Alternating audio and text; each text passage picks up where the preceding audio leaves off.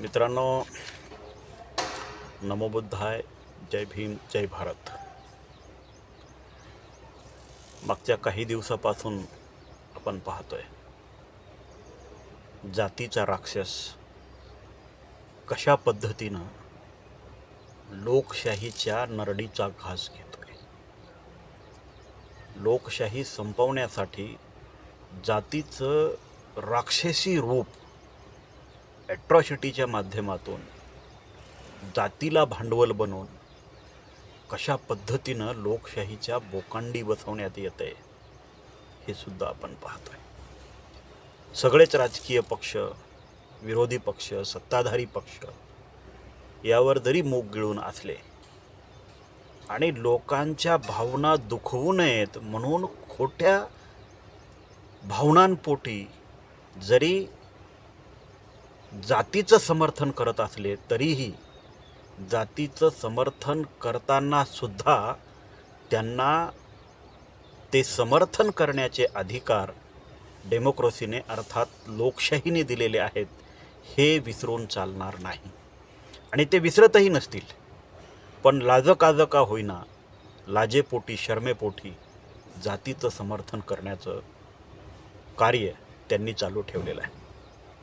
काल शिवसेनेच्या उपनेत्या असतील, सुषमा अंधारे किंवा अन्य वेगवेगळ्या पक्षांची लोक असतील, ह्या सगळ्या लोकांची नांदेड प्रकरणामध्ये, ॲट्रॉसिटी प्रकरणामध्ये, हेमंत पाटलांच्या प्रकरणामध्ये जी भूमिका मी पाहिली, खरंच आपण कुठल्या तरी डेमोक्रेटिक कंट्रीमध्ये राहतोय, लोकशाही प्रधान देशामध्ये राहतोय असं म्हणायला लाज वाटते. सत्याला सत्य म्हणणं हा जर गुन्हा असेल तर तो मी करत आहे आणि तो करणारच. जिथे खरंच अन्याय आणि अत्याचार झालेला आहे त्याच्या विरोधामध्ये पेटून उठणं, त्याच्या विरोधामध्ये उभं राहणं हे चुकीचं आहे असं मला वाटत नाही. पण आपण एखाद्या व्यक्तीच्या कामचुकारपणाबद्दल, एखाद्या व्यक्तीच्या निष्काळजीपणाबद्दल, एखाद्या व्यक्तीने त्याला दिलेल्या जबाबदारीचं हनन केल्याबद्दल आणि त्याचा परिणाम म्हणून 30 ते 40 लोकांचे जीव गेल्याच्या नंतर जर तुम्ही स्वतःला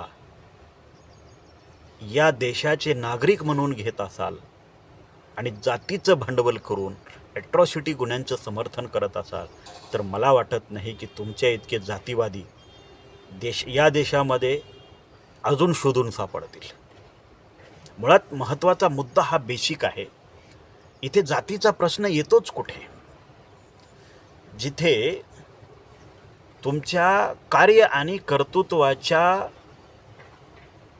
करिअरवर, एकंदरीतच तुमच्या कार्य आणि कर्तृत्वावर प्रश्नचिन्ह निर्माण होतं, तिथं जर तुम्ही जातीला पुढं करत असाल तर खरंच तुमच्यासारखे नपुंसक आणि हिजडे तुम्हीच आहात, दुसरे शोधून सापडणार नाहीत. आणि हे फक्त आरोग्य विभागातच होतंय असं नाही. मी कालच्या व्हिडिओमध्येही बोललोय आणि आजही बोलतोय, जर अशाच पद्धतीनं आपण कर्तृत्वशून्य लोकांच्या बचावासाठी जर जातीचं लेबल घेऊन पुढे येत राहिलो तर ही डेमोक्रेसीमधली जी प्रशासन व्यवस्था आहे ना, ही प्रशासन व्यवस्था एक दिवस लोकशाहीला गिळंकृत केल्याशिवाय राहणार नाही. आपण जातीचं लेबल कुठं वापरावं आणि कुठं वापरू नये हे जर एखाद्या व्यक्तीच्या जातीवरून, समोरच्या व्यक्तीच्या जातीवरून ठरवत असू तर खरंच लोकशाहीमध्ये जगण्याचा आपल्याला अधिकार आहे का, हा सुद्धा प्रश्न या ठिकाणी निर्माण होतो. मला सांगा, इथे जातीचा प्रश्न येतोच कुठे? मी पुन्हा त्याच विषयावर येतो. एका डीनच्या अकार्यक्षमतेमुळे त्याला तिथं पगार कमी आहे का, सोयीसुविधा कमी आहेत का, किंवा त्याला तिथं मनुष्यबळ कमी आहे का, किंवा त्याला तिथे प्रशासनातून उपलब्ध होणाऱ्या अन्य कुठल्या साधनसामग्री कमी आहेत का? जर त्या असत्या तर तो तिथे डीन म्हणून त्याची जबाबदारी काय पार पाडतो? किंवा तो तिथे एका विशिष्ट जातीचा आहे म्हणून डीन म्हणून बसवण्यात आलेला आहे का?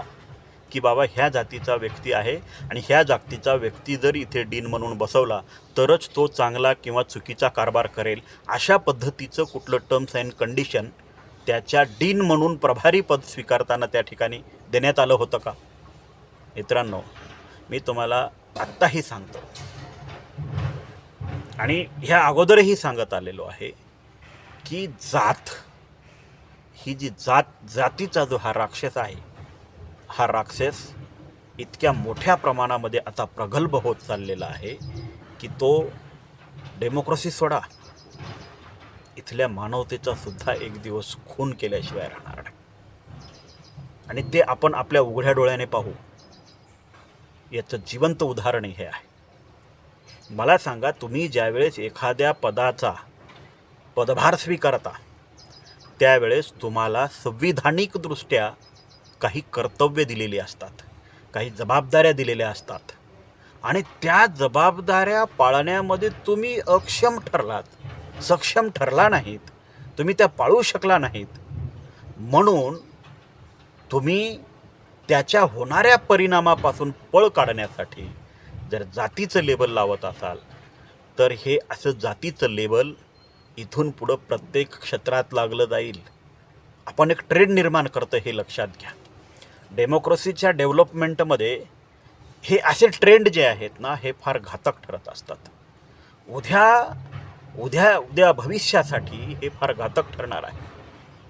आज देशामधली जी सगळी प्रशासकीय व्यवस्था आहे, या प्रशासकीय व्यवस्थेमध्ये सगळ्या जाती, धर्म, वंश, लिंगाची लोक काम करतात आणि या देशाच्या शासन व्यवस्थेमध्ये सुद्धा सर्व जाती, धर्म, लिंग आणि वंशाची लोक काम करतात. त्यामुळे जात आणि लोकशाही या दोन जो एकमेकाचे शत्रू आहेत, ह्या दोन शत्रूंना इतकंही पाठबळ देऊ नका. लोकशाही हा जसा जातीचा शत्रू आहे तसाच जात ही सुद्धा डेमोक्रेसीची शत्रू आहे, लोकशाहीचा शत्रू आहे. आणि ते कर्तृत्व लपवण्यासाठी डेमोक्रेसीमध्ये तुम्हाला जे कर्तृत्व दिलेलं आहे, जे कर्तव्य आहे तुमचं, ते त्याच्यामध्ये तुम्ही असफल ठरलात म्हणून जातीचं भांडवल करून जर तुम्ही वर येत असाल किंवा जातीचा आधार घेऊन ॲट्रॉसिटीच्या नावाखाली, आता मुळात ही ॲट्रॉसिटी हा जो काही प्रकार आहे हा नेमका कुठं लागू होतो? ॲट्रॉसिटी हा नेमका कुठं लागू होतो? आता यामध्ये ॲट्रॉसिटी लागू करण्यामध्ये सुद्धा ज्या काही संघटना असतील, जी काही पोलीस प्रशासन असेल, या लोकांनी सुद्धा बऱ्याच प्रमाणामध्ये काळजी घेण्याची गरज आहे.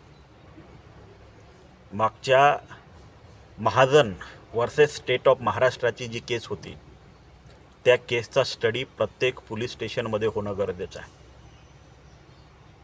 गुन्हे दाखल करू नका असं मी म्हणत नाही.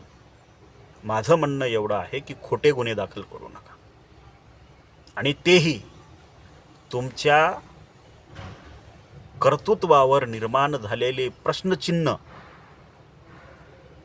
उडवून लावण्यासाठी, ठोकरून लावण्यासाठी तुम्ही जो जातीचा आधार घेत आहात, हा जातीचा आधार चुकीचा आहे, हे माझं मत आहे. मग तो कुठल्याही जातीचा असो, शेड्यूल कास्टचा असो, शेड्यूल ट्राईबचा असो किंवा SCचा असो किंवा अजून कुठल्याही जातीचा असो, जात हा माझा फॅक्टर नाही. तर ग्राउंड काय आहे त्या केसचं, हे माझा फॅक्टर आहे.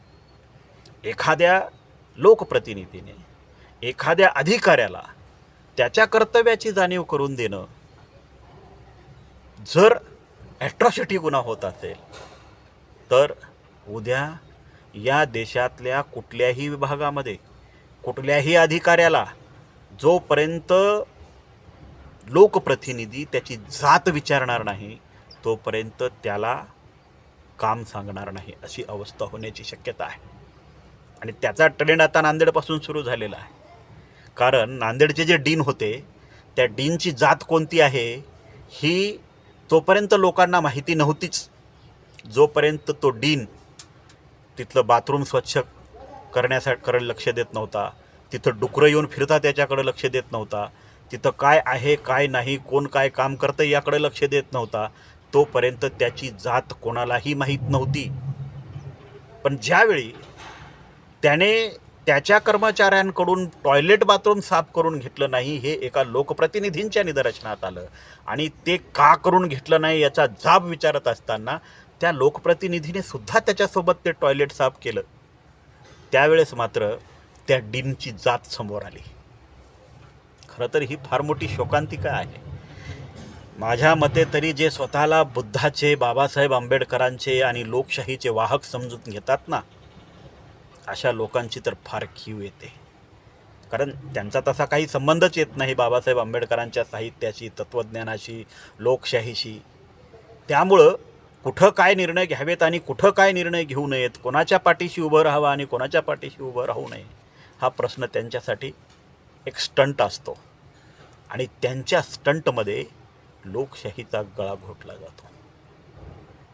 हा लोकशाहीचा गळा घोटण्याचं जे काम नोकरशाहीच्या माध्यमातून करण्यात आलेलं आहे आणि त्या नोकरशाहीला जात वर्चस्ववाद्यांनी जे भांडवल दिलेलं आहे, हे भांडवल एक दिवस या देशातील जाती व्यवस्था मजबूत करून लोकशाही नष्ट करण्याच्या मार्गाने मार्गक्रमण करत आहे.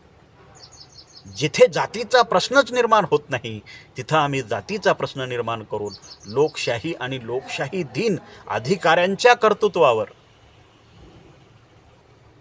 लोकशाही आणि लोकशाहीच्या अधीन असणाऱ्या अधिकाऱ्यांच्या कर्तृत्वावर जेव्हा प्रश्नचिन्ह निर्माण होतात, त्यांच्या योग्यतेवर प्रश्नचिन्ह निर्माण होतात, तिथे आपण जातीचं हत्यार उठून उभं करतो आणि त्याला पाठबळ देतो, त्याच्या चुकीच्या गोष्टींचं समर्थन करतो. ही बाबासाहेब आंबेडकरांची चळवळ कशी असू शकते?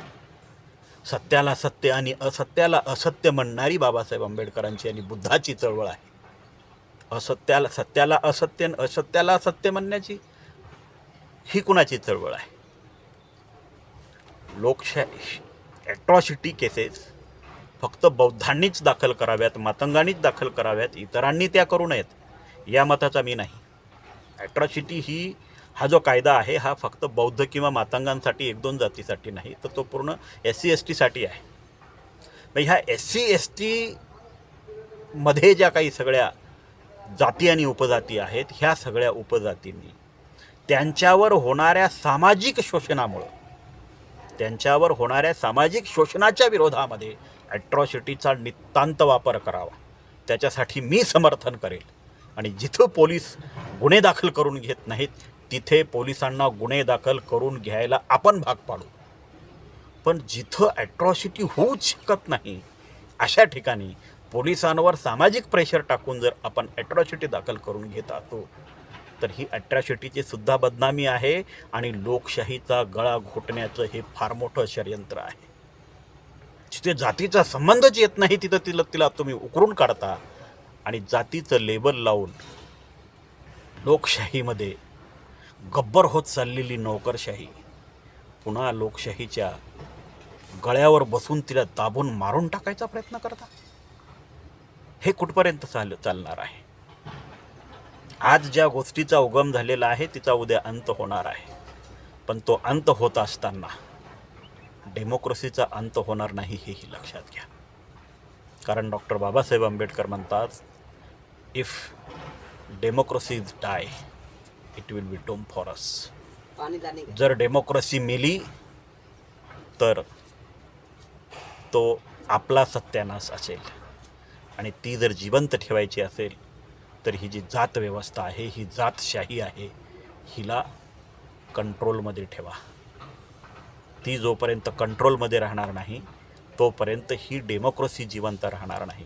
त्यामुळे जिथं जातीचा संबंध नसताना तिथं भांडवल करून लोकशाहीच्या बोकांडी तिला बसवू नका.